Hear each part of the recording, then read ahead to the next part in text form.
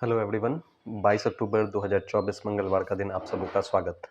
Equity update के इस video में हम लोग बात करेंगे मेनली आईपीओ से रिलेटेड। अभी आईपीओ का मार्केट अगेन इस वीक हॉट रहने वाला है और बहुत सारे आईपीओस जो हैं वो मेन बोर्ड आईपीओ के तौर पे रजिस्टर होने वाले हैं और ऑलरेडी इसमें से 2 आईपीओ तो 3 आईपीओस जो हैं वो अवेलेबल हैं। इनफैक्ट 2 आईपीओज अवेलेबल हैं। एक तो वारी एनर्जीज का आईपीओ जो है वो सब्सक्रिप्शन के लिए अवेलेबल है और दीपक बिल्डर्स एंड इंजीनियर्स इंडिया का जो आईपीओ है वो सब्सक्रिप्शन के लिए अवेलेबल है।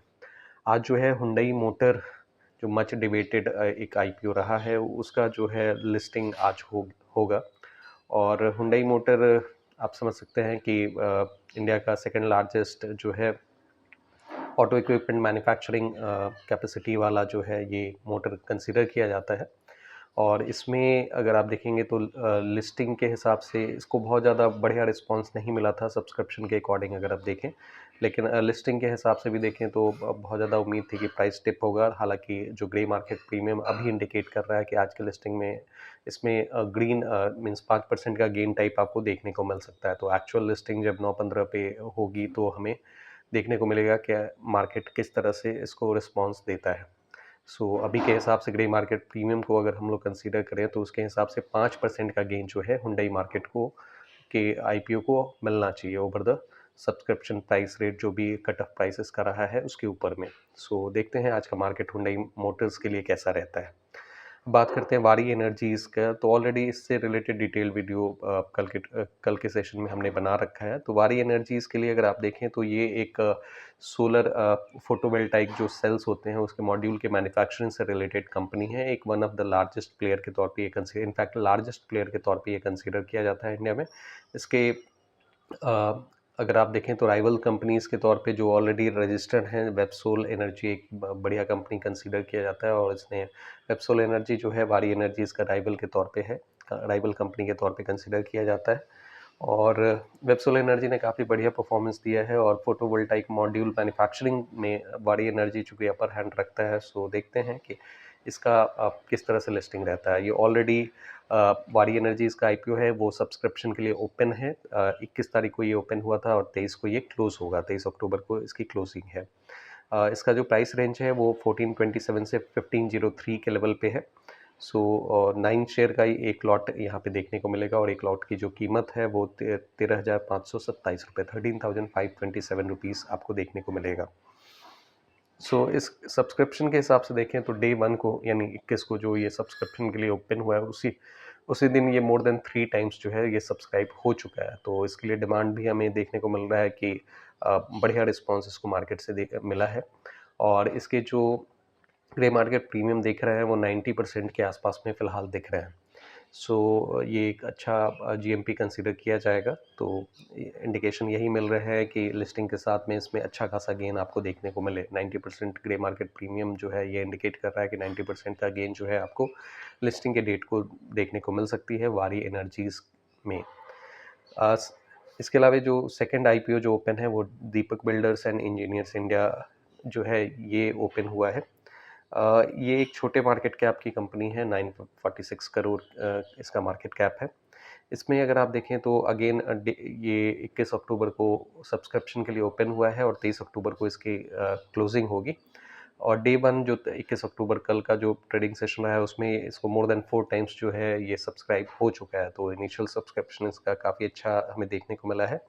इसका भी जो जीएमपी फ़िलहाल अगर हम देखें तो बढ़ा है। 23% पहले था जीएम ग्रे मार्केट प्रीमियम जो बढ़ के अब 30% हमें देखने को मिल रहा है, यानी लिस्टिंग के साथ में इसमें 30% का गेन हमें देखने को मिल सकता है। इन दोनों स्टॉक्स वारी एनर्जीज और जो दीपक बिल्डर्स का जो आईपीओ है इसके सब्सक्रिप्शन जो है 28 अक्टूबर को टेंटेटिव जो डेट है वो 28 अक्टूबर है। 28 अक्टूबर को इसकी लिस्टिंग होनी चाहिए। हम लोग देखते हैं। वैसे तो डे 1 को दोनों आईपीओस को बहुत अच्छा रिस्पांस मिला है। वारी energies more than 3 times subscribe हुआ है और दीपक बिल्डर्स जो है मोर देन 4 टाइम्स जो है वो सब्सक्राइब हुआ है। वारी एनर्जी के केस में ग्रे मार्केट प्रीमियम काफ़ी इंप्रेसिव है।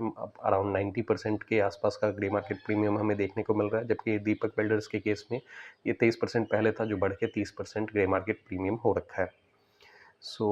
इसके अलावा जो एक थर्ड कंपनी जो जिसका आईपीओ जो है 23 अक्टूबर से ओपन हो रहा है, उसके बारे में भी हम लोग डिस्कशन करते हैं। गोदावरी बायो रिफाइनरीज जो है ये जो है इसका भी आईपीओ आ रहा है और ये लगभग 555 करोड़ का आईपीओ लेके आ रहे हैं। इनमें से 325 करोड़ जो है वो फ्रेश सब्सक्रिप्शन के लिए है और लगभग टू 230 करोड़ जो है वो ऑफर फॉर सेल के लिए है। तो फ्रेश वाला जो आपका सब्सक्रिप्शन या जो आईपीओ के लिए आता है वो बेसिकली फ्रेश इशू जो होता है वो कंपनी के ग्रोथ में पैसा जाता है, और जो ऑफर फॉर सेल होता है वो जो एग्जिस्टिंग आपके पार्टिसिपेंट्स होते हैं या प्रोमोटर होते हैं वो अपना स्टेक बेच के जा रहे होते हैं, तो उनके इंडिविजुअल अकाउंट में ऑफर फॉर सेल वाले पैसे जो है वो जाते हैं, वो कंपनी के ग्रोथ में डायरेक्टली यूटिलाइज नॉर्मली नहीं होते हैं। इसका जो आईपीओ है वो 23 अक्टूबर को यानी कि कल के ट्रेडिंग सेशन में ओपन होगा और 25 अक्टूबर को इसकी क्लोजिंग होगी। इसका जो प्राइस रेंज होगा 334 से 352 रुपीज़ के बीच का होगा और कट ऑफ प्राइस यानी 352 का होगा। 42 शेयर का एक लॉट है और एक लॉट की जो कीमत हमें देखने को मिलेगी वो 14,784 रुपीज़ देखने को मिलेगी। इस कंपनी के डिटेल्स के बारे में अगर हम लोग बात करें तो छोटी मार्केट कैप की ये भी कंपनी है। 1800 करोड़ के आसपास का मार्केट कैप है इसका। प्राइस टू अर्निंग देखें तो ये काफ़ी हायर साइड में देखने को मिल रहा है। इसका पी रेशो 145 देखने को मिल रहा है, जबकि इंडस्ट्री पी अगर आप देखें तो 18.4 का है। आर ओ सी भी अगर आप देखें तो बहुत अच्छा नहीं देखने को मिल रहा है। आर ओ ई 2.5%, आर ओ सी 7.4% हमें देखने को मिल रहा है। सेल्स ग्रोथ भी अगर आप देखें पिछले 3 साल का तो ये 3.12% है। 3 साल का एवरेज जो सेल्स ग्रोथ हमें की डेटा जो अवेलेबल है वो 3.12% है। डेट टू इक्विटी अगर आप देखें तो 1.31, यानी कंपनी अपने इक्विटी से कहीं ज़्यादा डेट जो है वो उठा रखी है, यानी ये कर्जे में डूबी हुई कंपनी है। सो ये इससे रिलेटेड डेटा पॉइंट है। इसके जीएमपी के बारे में भी अभी कोई इनिशियल रिस्पांस नहीं देखने को मिल रहा है। सो गोदावरी बायो रिफाइनरीज हालांकि आईपीओ के लिए कल से ये ओपन हो रहा है। कंपनी के जो डेटा पॉइंट्स है वो बहुत पॉजिटिव इंडिकेशन तो नहीं दे रहे हैं, लेकिन फिर भी जो भी डिसीजन है वो आप अपना पर्सनल फाइनेंशियल एडवाइजर से कंसल्ट करके ही अपना कोई बाइंग या सेलिंग डिसीजन लें। हम लोग जस्ट डेटा पॉइंट्स के बेसिस पे अब एक एजुकेशनल पर्पस के हिसाब से यहाँ पे डिस्कशन कर रहे हैं। तो ये 3 आईपीओ के बारे में हमने डिस्कशन किया है। हुंडई आईपीओ जो है आज लिस्ट हो रहा है। इसके अलावा आरबीएल बैंक का कल रिजल्ट आया है और जो आरबीएल बैंक के जो रिजल्ट फ्लैश हुए हैं उसमें क्यू ऑन क्यू बेसिस पे अगर आप देखें, यानी क्वार्टरली रिजल्ट जो आया है वो पिछले क्वार्टर के हिसाब से, पिछले साल के क्वार्टर के हिसाब से 34% का नेट प्रॉफिट जो है वो डिक्रीज़ हुआ है। तो 34% का नेट प्रॉफिट डिक्रीज़ जो है वो मार्केट ने बहुत डिजास्ट्रस इसके लिए साबित हुआ है और 14% जो है स्टॉक एक दिन में गिरा है। इसने ऑलरेडी 20 SMA जो है वीकली चार्ट पे अगर आप देखेंगे तो 20 SMA इसने ब्रेक कर दिया है और इसके डेटा पॉइंट्स अगर आप देखें आरबीएल बैंक का, अगर आप ओनली एनालिसिस करें तो आरबीएल बैंक जो है 10,000 करोड़ के आसपास की कंपनी है। 10,700 करोड़ इसका मार्केट कैप है। करंट मार्केट प्राइस 176 का चल रहा है। हाई और लो अगर आप देखें तो 301 का रिसेंट हाई रहा है और 175 का जो है लो, अभी ये अपने 52 वीक लो के आसपास में कल इसने टच किया है अपने रिजल्ट के बाद में। पी रेशियो अगर आप देखेंगे तो उसके हिसाब से ठीक है, पी 9.07 का है। वैसे भी अगर कोई शेयर बहुत अच्छा रिस्पांस नहीं दे रहा होगा, बहुत अच्छा परफॉर्मेंस नहीं चल रहा है तो वो उसके लिए डिमांड बहुत कम ही रहता है और उस हिसाब से भी पी काफ़ी हम्बल आपको देखने को मिलता है। बुक वैल्यू अगर आप देखें तो 245 का है, तो फिलहाल ये अपने बुक वैल्यू से भी कम चल रहा है, डिस्काउंटेड चल रहा है। डिविडेंड यील्ड 0.85 का है। आरओई आरओसी का मतलब 8, आरओई आपका 8.23% का, आरओसी 6% का है। आरओए जो है 0.92% का है। बैंकिंग कंपनीज के लिए आरओए जो है होता है एक अच्छा पैरामीटर कंसीडर किया जाता है। रिटर्न और एसेट अगर आप देखिए 1.5 के आसपास या 2 के आसपास अगर देखने को मिलता है तो वो काफ़ी अच्छा मतलब ग्रोथ आपको बैंक दिखाते हुए नज़र आएगी। सो फिलहाल आरओए भी अगर इसका बहुत कम है। सबसे बड़ा आप इसको इस तरह से समझ सकते हैं कि 3 साल पहले इस कंपनी का आरबीएल का जो मार्केट कैप था वो 12,412 करोड़ का था और आज के डेट में जो इसका मार्केट कैप है वो 10,700 करोड़ का है, यानी इसने अपना मार्केट कैप खोया है।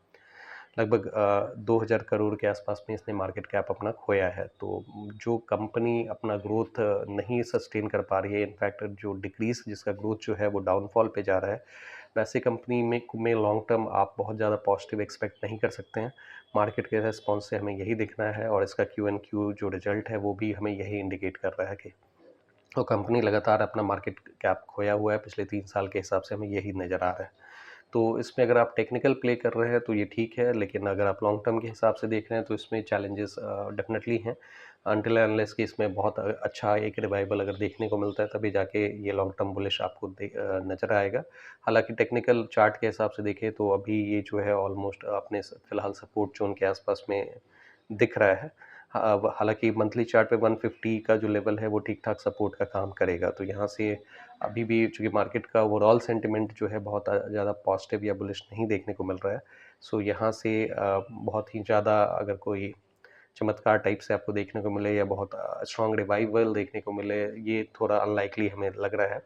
बाकी आप अपना डिसीजन स्वयं लें, यहाँ पे कोई भी बाइंग या सेलिंग रिकमेंडेशन नहीं है। चार्ट पे या इसके डेटा के बेसिस पे जो एनालिसिस है हम लोग जस्ट वही डिस्कस कर रहे हैं। तो आरबीएल बैंक से रिलेटेड जो है ये फ़िलहाल का एनालिसिस यही है। और चूँकि कंपनी का रिजल्ट आया है, कंपनी अब बहुत तेज़ इसमें गिरावट हमें देखने को मिली है, तो अब कुछ समय के लिए ये यहाँ पे रह सकता है। और फिर उसके बाद में एक अगर एक ठीक-ठाक कंसोलिडेशन ज़ोन में अगर ये रहता है, उसके बाद से यहाँ पे रिवाइवल आपको देखने को मिल सकता है। वैसे भी इस तरह के शेयर्स में जहाँ पे एकाएक डिप देखने को मिलता है, तो टेक्निकल चार्ट के हिसाब से अगर वहाँ पे थोड़ा कंसोलिडेट होने का ज़रूर आपको वेट करना चाहिए। जब एक ठीक-ठाक कंसोलिडेशन हो जाता है तब, और वहाँ से जब स्टॉक मूव करना शुरू करता है, तो अगर आप उसमें बनते हैं, उसमें अपना पोजीशंस बनाते हैं, तो आपको एक ठीक-ठाक रिटर्न देखने को मिल सकता है। तो ये अभी के हिसाब से मार्केट में जो कुछ डेटा पॉइंट्स थे और जो अपडेट्स थे उनके बारे में हमने डिस्कशन किया है। सो अब अगर आपको लगता है कि यहाँ से कुछ वैल्यू मिला है तो आप इस वीडियो को लाइक करें, इस चैनल को सब्सक्राइब करें, और अगर आपके कुछ क्वेरीज हैं तो नीचे कमेंट बॉक्स में ज़रूर मेंशन करें। Thank you for your participation.